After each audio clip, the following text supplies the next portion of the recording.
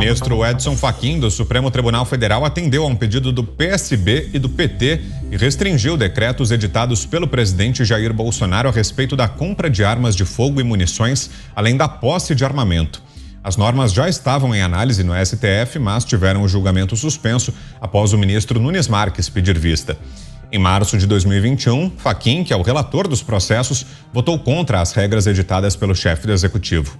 Na decisão desta segunda-feira, o ministro alegou urgência provocada pelas eleições como fundamento para limitar os decretos e afirmou que existe um suposto risco de violência política que torna de extrema e excepcional urgência a necessidade de se conceder o pedido das siglas de oposição. Na prática, as decisões de Fachin determinam que a posse de arma de fogo só pode ser autorizada às pessoas que demonstrarem concretamente, por razões profissionais ou pessoais, possuírem efetiva necessidade. E a aquisição só pode ser autorizada no interesse da própria segurança pública ou da defesa nacional e não em razão do interesse pessoal. Além disso, o ministro limitou a compra de munições à proporção que garanta apenas o necessário à segurança dos cidadãos. As decisões de Edson Fachin devem ser levadas para referendo no plenário virtual, mas ainda não há data marcada para análise dos casos. Com esse destaque, a gente abre o programa desta segunda-feira e começa trazendo aqui para você a análise do Diogo Schelp. Boa noite, Schelp, que nos diz dessa decisão do ministro Edson Fachin. Bem-vindo. Boa noite, Vitor. Boa noite, Zé Maria, Ana Paula, Fiuza, e boa noite a todos que nos acompanham. Olha, o problema aqui nessa decisão é que o ministro Fachin não se restringiu aí a analisar a questão da constitucionalidade desses decretos. O que o Fachin fez, além de tudo, foi discutir a efetividade dessas medidas. Não é um papel de um ministro do Supremo discutir políticas públicas, né? Decidir se elas são boas ou ruins, se elas vão atender o propósito a qual elas se destinam ou não. Isso é papel principalmente do Poder Legislativo, né? E, obviamente, o Poder Executivo também tem uma atribuição nesse sentido. O ministro do STF deve se restringir a analisar se uma lei ou um decreto está de acordo com a Constituição. Agora, em relação ao mérito da questão, o que acontece é o seguinte: em 2003 foi aprovado o Estatuto do Desarmamento, uma questão que vinha sendo discutida desde o governo Fernando Henrique, em 1999. Então, em 2003, no primeiro ano do governo Lula, foi aprovado esse estatuto que previa, em um dos seus principais artigos, que haveria um referendo para decidir sobre um ponto central, que era justamente a proibição ou não do comércio de armas de fogo, comércio de armas e de munição.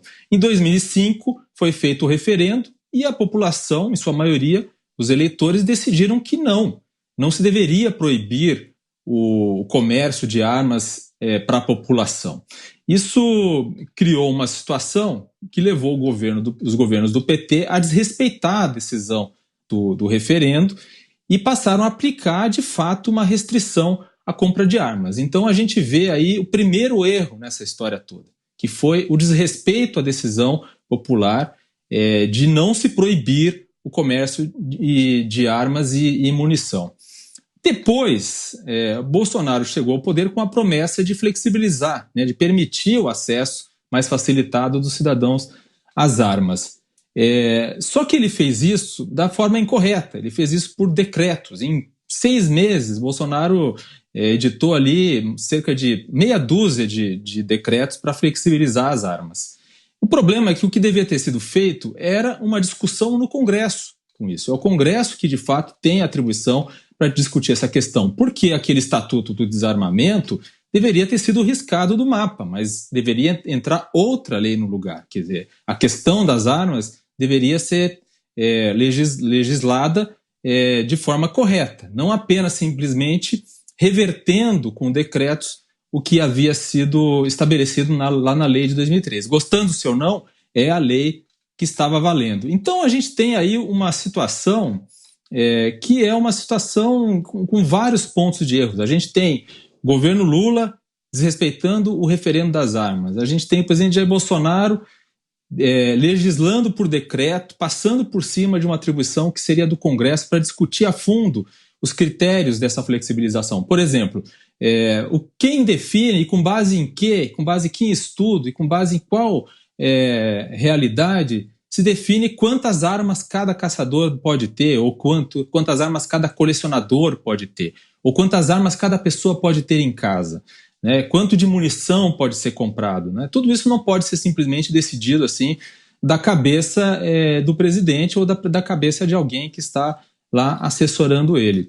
E, além de tudo, como esvaziar o poder do exército, por exemplo, para controlar as armas? Como que se faz isso? Por que isso aconteceu? E isso deve ser feito por meio de uma lei. Então, a gente teve ali um erro de Lula por desrespeitar o referendo das armas, erro de Bolsonaro por não legislar sobre essa questão da maneira correta, ou seja, legislar por meio de decreto não era o caminho, e Fachin erra por assumir um papel que o Executivo e o Legislativo deveriam ter exercido, que era, de fato, resolver essa questão com uma lei, com um projeto de lei que poderia ter sido enviado pelo Executivo para o Legislativo, por exemplo. E para ajudar, o ministro Nunes Marques pediu vista no processo no ano passado, atrasando, né, adiando o julgamento do STF, que poderia ter devolvido a questão para o Legislativo. E você, Ana Paula Henkel, sua análise sobre essa decisão do Supremo. Ana, boa noite. Boa noite, Vitor. Boa noite aos parceiros de bancada. Boa noite à nossa audiência maravilhosa. Uma boa semana a todos, uma semana importante para o Brasil. Olha, Vitor, a verdade é que a sensação que o brasileiro tem, e talvez acho que um dos grandes motivos do brasileiro estar aí, né, os brasileiros estarem se reunindo para o 7 de setembro, é o respeito à Constituição. Não existe mais isso e, infelizmente, por parte daqueles ministros que fazem parte da Corte Suprema do Brasil, né, de uma Corte Constitucional que deveria seguir, obedecer e aplicar as nossas leis e respeitar, dentro da nossa Constituição, respeitar as premissas dos outros poderes, do Executivo e do Legislativo.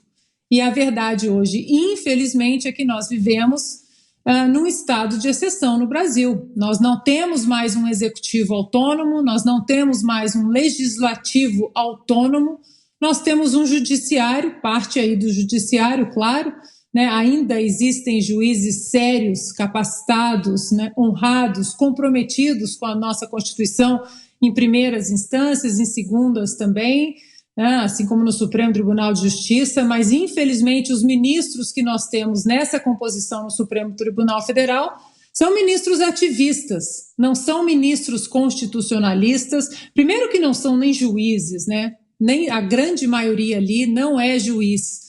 Então, acho que isso aí já é um erro que, infelizmente, no Brasil, para você chegar até a Suprema Corte, você não precisar ser juiz, é um grande erro, porque juiz tem, acima de qualquer coisa, a Constituição como seu único norte.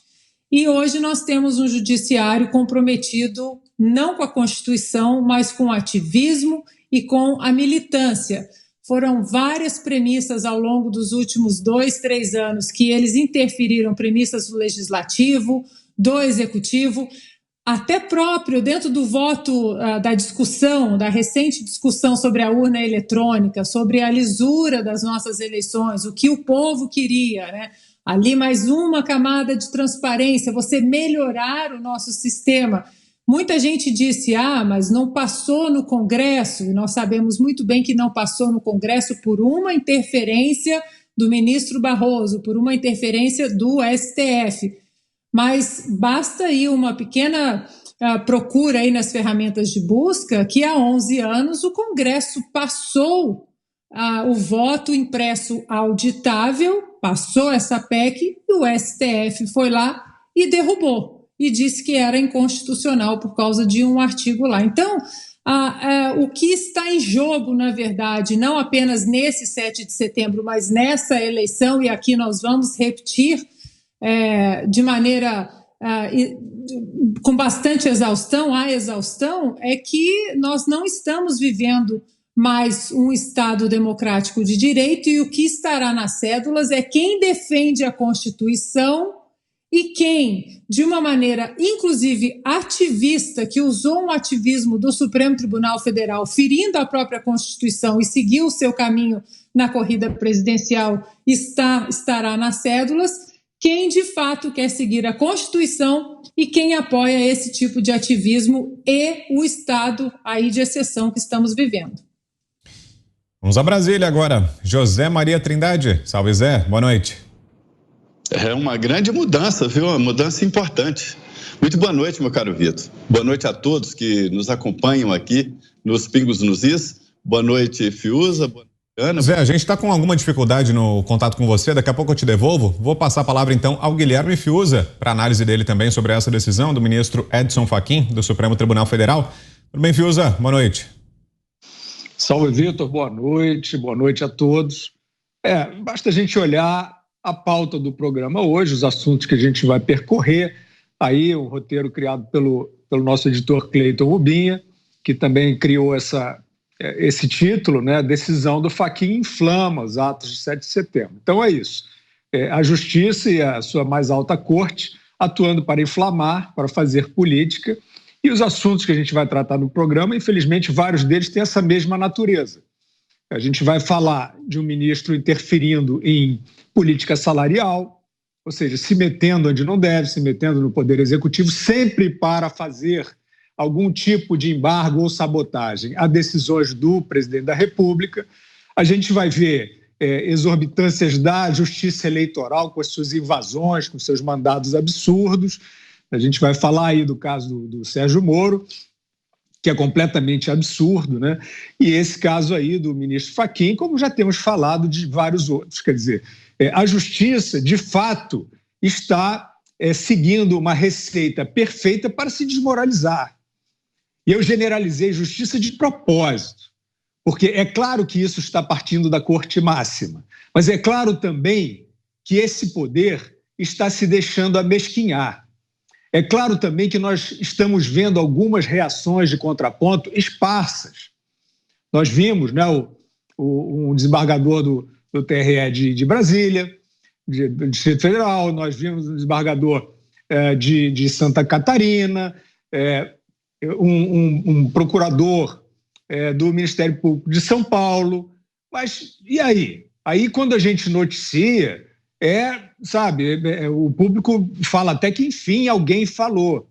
Então, é claro que se o sistema, e eu não vou nem aqui me referir ao parlamento, ao poder legislativo, muito menos ao executivo, porque o legislativo, ele, infelizmente, né, boa parte da sua existência é maleável, né? A direção que o vento sopra, né? Aliás, quando o vento sopra forte das ruas, ele também sabe se adequar a isso. Então, nós estamos vendo, eu quero assinalar, a complacência do Poder Judiciário, dentro do Poder Judiciário, porque nós não estamos falando de sutilezas, nós estamos falando de um desvio ostensivo,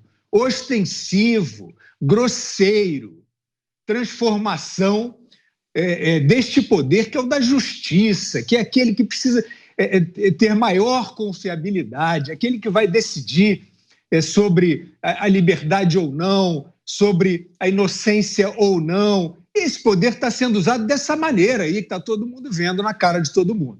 Então, é grosseiro, a gente já tem aqui horas e horas de comentários sobre isso, não precisamos especificar mais. Evidentemente, às vésperas da eleição, isso está se aguçando, está se aguçando também a autodesmoralização do Poder Judiciário.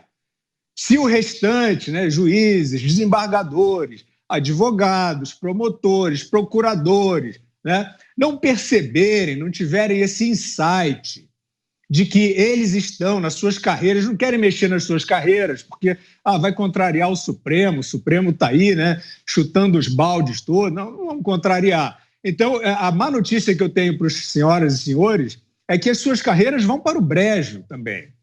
Nesse estado de coisas, nessa desfiguração do que é o Poder Judiciário pela sua cúpula, por razões de política e eleitoreiras, todas as carreiras vão para o brejo, porque esse poder vai perder a confiança da população e ele vai ficar num lugar, como já está ficando, né? Qualquer debate público, aí eles tentam estigmatizar a rede social, não são as ondas de ódio. Não são as ondas de ódio. São os repúdios sadios e legítimos a uma atuação desviante, né? Então é isso. Se não houver, na minha opinião, uma reação forte e clara de dentro do Poder Judiciário, porque o Poder Judiciário pode expelir isso. Tranquilo? A gente sabe como funciona na democracia. Quando a democracia está pujante, oxigenada, e todos estão cumprindo o seu dever completamente, esse tipo de conduta não é aceitável. Ele é expelido. Né? Os que estão desviando caem em desgraça, são desmoralizados. Isso não está acontecendo nesse momento. Então, a gente está aqui aguardando a reação do Poder Judiciário. Não é mais o Supremo, não é mais o TSE. O Poder Judiciário está em queda livre e a gente espera que ele se recupere. Agora sim, José Maria Trindade. Salve, Zé. Boa noite. Pois é, muito boa noite, meu caro Vitor. Boa noite, Fiuza. Boa noite, Ana. Boa noite, Diogo. E boa noite a você que nos acompanha sempre aqui nos Pingos nos Is. Olha, antes de assinar essa liminar, que já está em vigor, o ministro Edson Fachin consultou ali setores de segurança pública. Vou dizer aqui de que o Exército Brasileiro tem um mapa recente, fez uma catalogação de todos os clubes de atiradores, colecionadores e caçadores do país. E sabe exatamente quem são os inscritos. E não é para perseguir ninguém, nem fazer caça às bruxas, muito pelo contrário. Mas as Forças Armadas têm que ter a ideia de quantas são e onde estão as armas no Brasil. E houve uma grande preocupação agora para o 7 de setembro e para as eleições. Então, esta decisão liminar tem tudo a ver com o 7 de setembro e com pós-eleição. Há, inclusive, uma preocupação com as polícias estaduais, e isso foi comunicado aos governadores. Alguns governadores, como o daqui do Distrito Federal, Ibanez Rocha, simplesmente colocou todos os policiais de plantão, para evitar que alguns, ou quem estivesse de folga, né, no seu momento de lazer, fosse até a esplanada dos ministérios, onde estão sendo esperados 1 milhão, ali perto de 1 milhão de manifestantes. Haverá a parada cívico-militar, será maior, e uma manifestação espontânea do Brasil. Há várias comemorações por aqui. Na primeira hora de 7 de setembro, a queima de fogos na torre de TV aqui em Brasília, esse desfile cívico-militar e a manifestação espontânea, como sempre, na esplanada dos ministérios. Esse balanço aí que acabou motivando, ou pelo menos acelerando a decisão do ministro Edson Fachin, mostra que o país está em paz, não haverá guerra no 7 de setembro, e muito menos no pós-eleitoral. Todas as conversas que eu tenho, no sentido de que o balanço mostra todo o quadro e há, inclusive, um direcionamento de 0 a 100 das possibilidades de que isso aconteça. E as possibilidades existem, mas são muito pequenas, muito tímidas. Não dá para tomar uma decisão assim. Na prática, o que acontece? Volta do início do governo do presidente Jair Bolsonaro, né? A liminar suspendeu os decretos.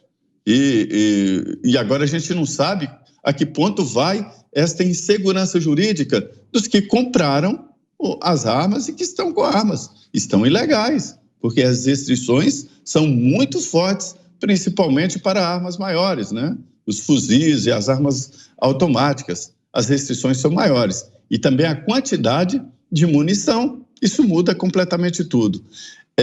Não se pode regulamentar absolutamente nada pelo judiciário, porque o judiciário é binário. Pode, não pode. O judiciário não legisla e não define nuances que são necessárias para momentos assim. Então, a situação fica pior e a Constituição garante o direito de andar armado, quando ela diz que todo cidadão tem o direito a se defender. Ninguém se defende como gato, com as unhas, se defende com armas.